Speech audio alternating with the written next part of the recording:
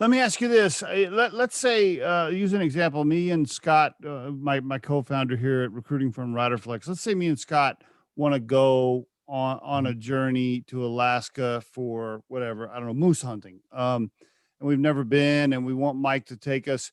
What what else, besides you giving us a wonderful journey and experience, because we've never been to Alaska, never hunted moose, and we learn how to do it. We learn how to, we get one, we learn how to clean it, whatever.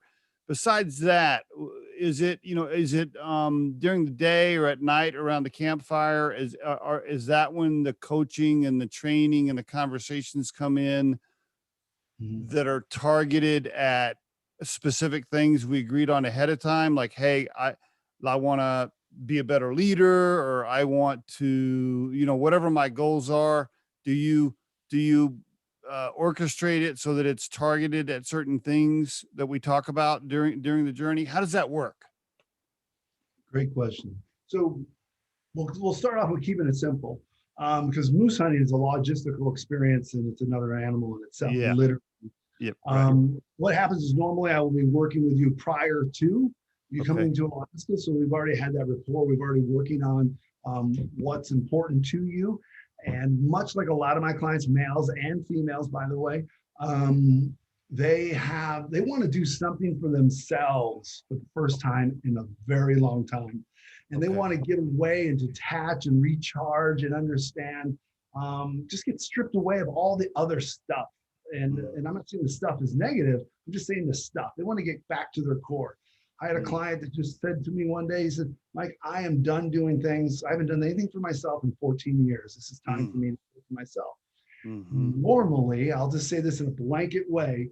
Normally, when I've been coaching them up to that point, they're coming there to find out one question they want answered.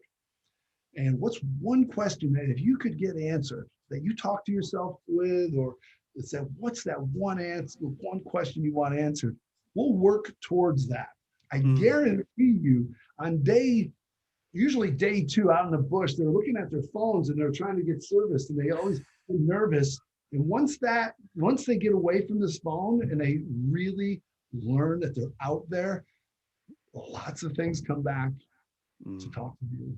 And there's a lot of time I do develop, to answer your question, I do put in time where they're out by themselves for a period of time, whether it be on top of a peak, whether I specifically say we're going to be on top of this peak and we're going to get weather stress because the weather's coming in, we're not going down for a while.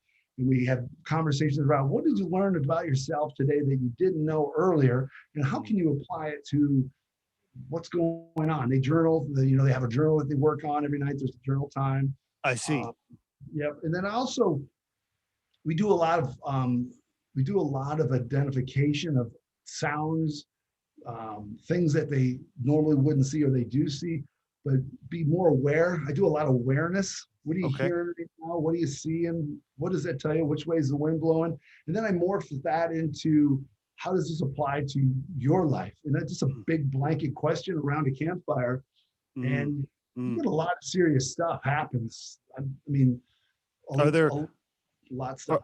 Are there is whiskey and cannabis and mushrooms? Do we get to do that around the campfire? What's involved? I'm open for whatever the person needs within reason. It's not like we're going to be Lord of the Flies around a campfire, but well, I've seen people do that before.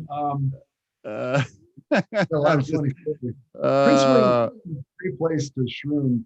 It's awesome, Matter of fact, the first time I ever did was in the Prince William Sound. Is that right? Okay.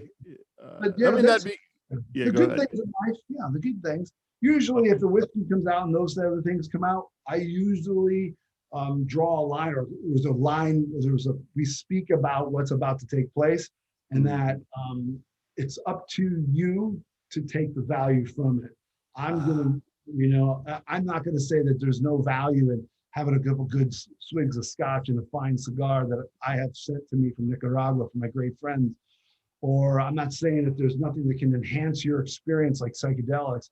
That's for you to decide. I'm there to support you. And number one, keep you physically and emotionally safe. right? Right. Yeah. Yeah. You don't want to, I don't want to die on one of the journeys, but I do want to have a good time.